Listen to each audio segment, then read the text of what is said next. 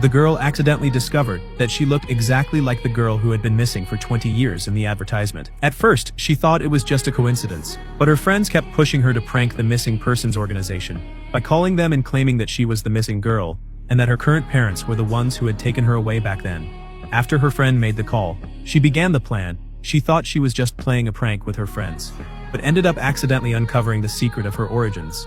The next day, when the girl woke up, she discovered that she had a strawberry-shaped birthmark on her back, which was similar to the description of the missing girl.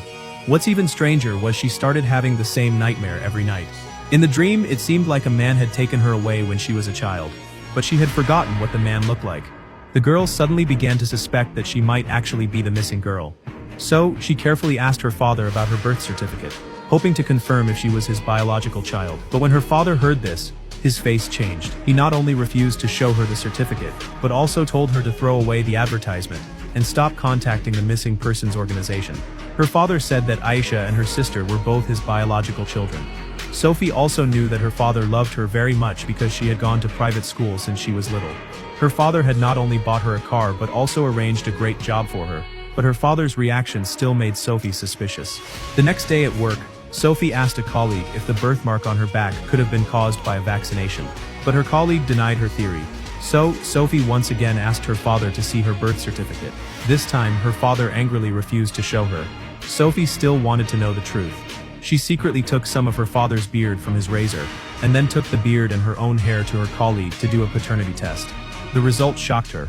She found out that she wasn't actually her father's biological child. The doctor said there was no genetic relationship between them. Sophie finally realized that her father had been lying to her all along. She began to doubt that she really was the missing girl. Sophie found it hard to accept this fact. So, she left the office right away and ran to her boyfriend's apartment building.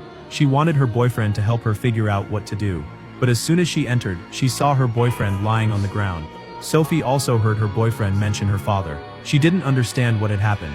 At that moment, she heard the sound of glass breaking outside. Sophie, scared, immediately ran outside and called her father, questioning him why he had lied to her.